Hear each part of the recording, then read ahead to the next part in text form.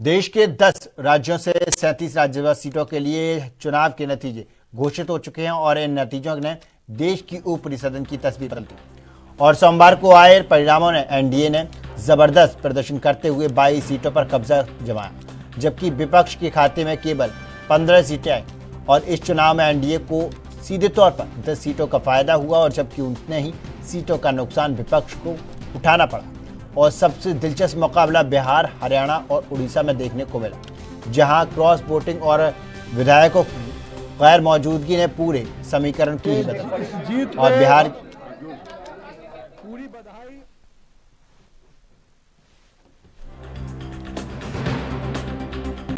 इस जीत को पूरी बधाई एनडीए के नेतृत्व को, माननीय प्रधानमंत्री जी को, माननीय मुख्यमंत्री जी को, जिनके नेतृत्व में पूरा एनडीए ने जहां देश भर में प्रचंड जीत पाई है, वहीं बिहार में भी पूरे विपक्ष का सुपड़ा साफ किया है। और मैं मानता हूं कि हमारे पांचों दलों के लोग पूरी तरह से एकजुटता और एकता के साथ, हमारे सभी प्रदेश अध्यक्ष, हमारे पार्टी के नेता सम्राट चौधरी जी, विजय सिन्हा जी और हमारे सभी विधायक साथियों ने बहुत ही एकता पूर्वक और बहुत ही एकजुटता के साथ इस पूरे चुनाव को लड़ा और चुनाव जीत। नहीं, देखिए, सबसे पहले तो मैं बधाई देना चाहूँगा संजय भाटिया जी और करमवीर बौद्ध जी। मैं दोनों को बहुत बहुत शुभकामनाएं और बधाई देता हूं। भारतीय जनता पार्टी के प्रत्याशी संजय भाटिया जी विजयी हुए हैं। कांग्रेस के प्रत्याशी करमवीर बौद्ध जी एक वो विजयी हुए हैं। मैं दोनों को बहुत बहुत बधाई और शुभकामनाएं देता हूं। चुनाव बड़ा इंटरेस्टिंग रहा है। चुनाव इंटरेस्ट इसलिए रहा है, ये मैंने पहली बार शायद इतिहास में देखा कि कांग्रेस को अपने विधायकों पर विश्वास नहीं है। किस तरह से कांग्रेस विधायकों को बंदी बना करके एक एक घंटे बाद अलग अलग स्थानों पर ट्रांसफर करती रही। ओडिशा राज्य के लिए एक स्मरणीय दिन है। आज का राज्यसभा चुनाव में हमने तीनों कैंडिडेट दिए थे और तीनों के तीनों ही हमने जीत लिए। बीजेपी और बीजेपी समर्थित जो तीनों प्रार्थियों मनमोहन सामल, सुजीत कुमार और बीजेपी समर्थित हमारा कैंडिडेट दिलीप राय ने बहुमत से, भारी मत से उनका विजय प्राप्त हुआ। जीत है और एनडीए को जनता ने विश्वास किया है और विधायकों का समर्थन प्राप्त हुआ। मैं सभी विधायकों को धन्यवाद देता हूं जिसने हमें समर्थन किया। तेजस्वी बंगाल चले गए सर, बंगाल में ही रहना है। बिहार की जनता ने एनडीए को स्पष्ट बहुमत दिया है, चाहे वो विधानसभा हो, लोकसभा हो और चाहे आज राज्यसभा का चुनाव।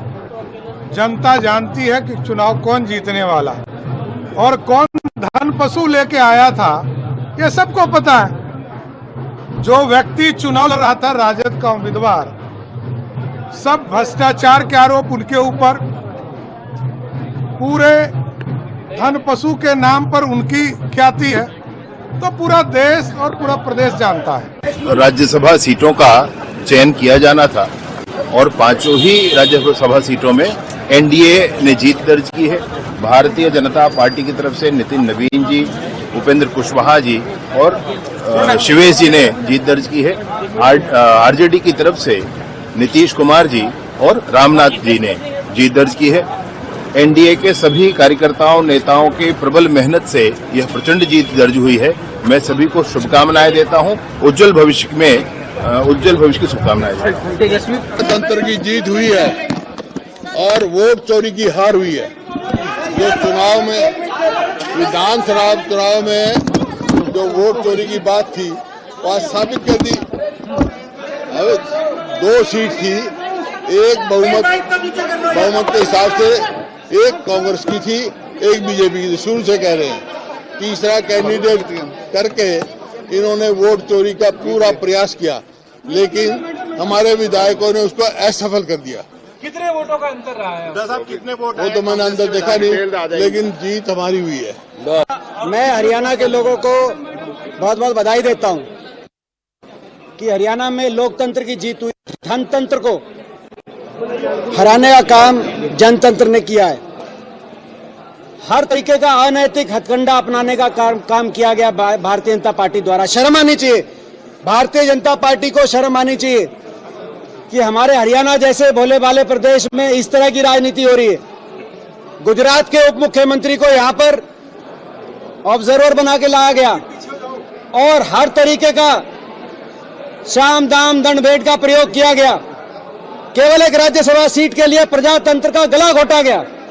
लेकिन उसके बावजूद मैं बधाई देता हूं हरियाणा की जनता को और हमारे विधायकों को, जिन विधायकों ने हर तरीके का प्रेशर झेला, हर तरीके के प्रलोभन दिए गए, उसके बावजूद हमारे जितनी संख्या में जरूरत थी उससे ज्यादा विधायक हमारे साथ खड़े रहे और वोटों को नाजायज तरीके से कैंसिल करने का काम किया।